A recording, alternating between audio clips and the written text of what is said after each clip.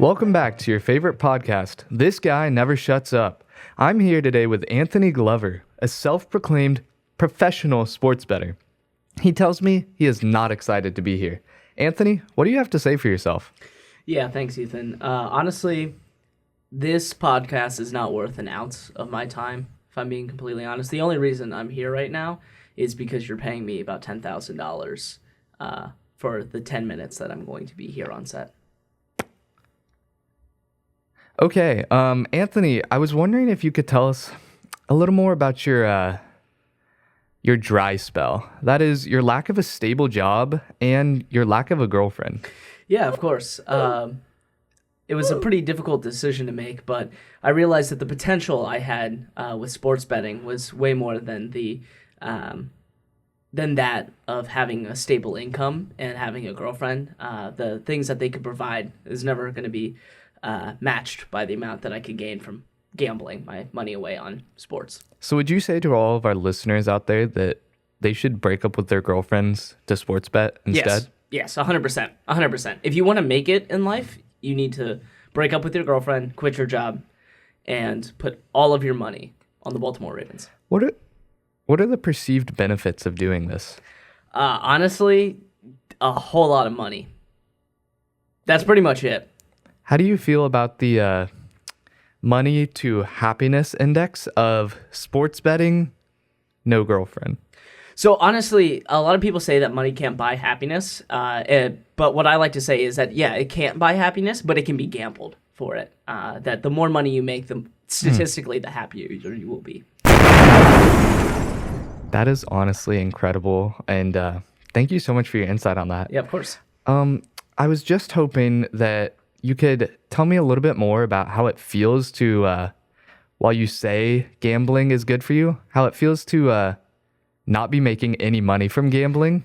Listen, that's the way it goes sometimes. Sometimes you... So just to cut in, because I don't really want to listen to you. Okay. You said that, gambling your money can get happiness if you're winning a lot. Mm-hmm. So are you saying that basically you have no happiness because you keep losing and losing and losing Listen. and losing Yes. and losing? Yes. So I like to say it like this, right? So happiness, it's a very temporary thing, right? You win big, happiness goes up, and it returns back to normal, right? Joy is what I have. It's in my soul from the amount of money that I'm putting into DraftKings every single day. That just sounds stupid, but Well, that's coming from a brokey that's hosts a podcast. Let's be frank. You're paying me to be here, and you're roasting me. Well, I'm just being honest here because that's all I can bring to the world is a little bit of honesty. I just feel like that's what we miss in the world of media today. And I is bring honesty. up people a lot of money through my sports picks.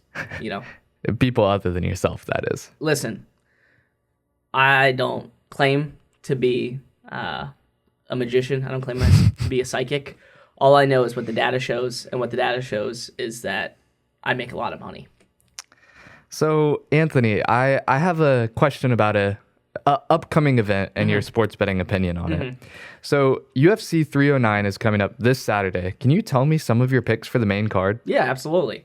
I've thought a lot about these. Obviously, we got a great main card. John Jones, the GOAT, going against Stipe Miocic, the heavyweight GOAT. I'm definitely taking John Jones by KO/TKO, round 3. Also put the pick in. That's going to be the fight of the night, and John Jones is going to get the performance of the night bonus. That's going to be a nice paycheck for John Jones and an even better paycheck for me, quite frankly, because I'm also putting my money round 2 submission victory for Charles Oliveira in the co-main event. So you heard it here first, guys. Seeing as we've seen Anthony's continued track record of losses, anyone out there betting this weekend, do not bet on John Jones or on Charles Oliveira because they are going to lose, and you will lose big if you vote for them or put your money on. That's not correct.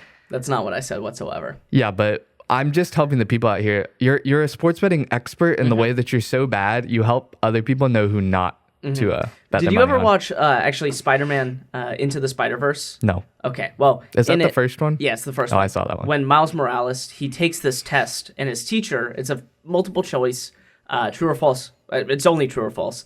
100-question test, and he gets all of the questions wrong. And his teacher goes, well, the only way for you to get all of the questions wrong is to know what the right answer is and to choose against it. And that's the way I see it. I like to stack the odds against me. Thank you for your insight there, Of course, Anthony. of Honestly, course. that's so helpful. We've got some info that you actually do a little bit of MMA yourself, do a little bit of fighting, Yeah. and you know, since that does typically fall under the sports betting realm, and your experience doing that should help you a little bit.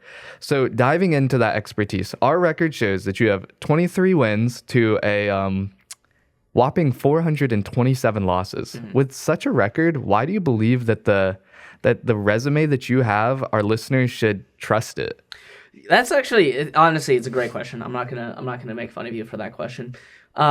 There's a really, really important documentary to my life. It's called The Wolf of Wall Street. Have you ever watched it?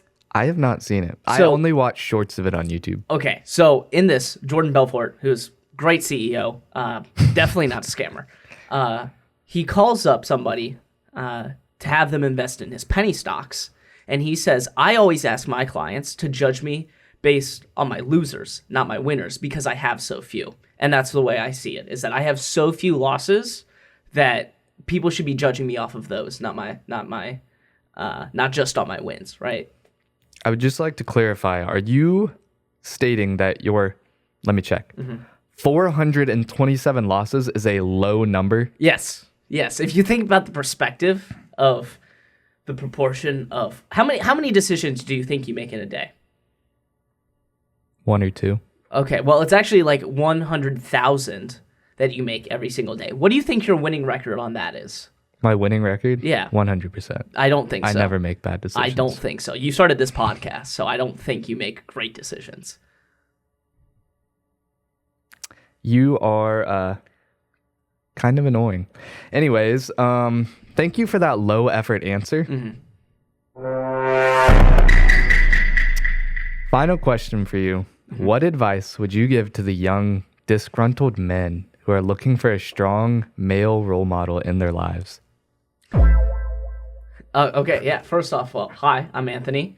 You could look up to me. I have 23 wins in my And professional betting 20 career. followers on Instagram. That is true. I'm really taking off on shorts right now. I've been posting shorts where it's like a Reddit AMA story, and then like Minecraft or like Minecraft parkour or Subway Surfers under it. It gets like 3 views per reel, which is actually a lot if you think about it. It's actually way more than anyone would ever need. After seeing your Can I answer opinion the saying question? that Can I answer the 23 question? wins is a Can lot, I answer the question? yeah, Can I answer the question? That definitely Please, sounds. can I answer the question? Shh. Can I answer the question? Yes, answer the question. I would say there are 3 things that all men need in order to succeed in life. All right, guys, listen here for bad advice. A portfolio of at least $100,000 on various betting sites. Remember, don't put it all on one. You got to diversify your portfolio. Alcohol addiction is another one. Zen coolment. Those are the only 3 things you need to have a successful life. If you're a man. I If would you're a just man. like to make a PSA here. We do not support Zen and nicotine pouches. I would just like that to We be very do support clear. alcoholism. We also don't support alcoholism. I support alcoholism. He is our guest, so we'll give him some grace. But this is a message from the U.S. government. Do not drink or use Zen. Anyways, thank you for listening in to another incredibly worthless conversation, everybody. Let's all give it up for our incredibly talented guest host, Anthony. Make sure to follow us on all of our socials at Never Shut Up and listen in next Wednesday at 4. Bye.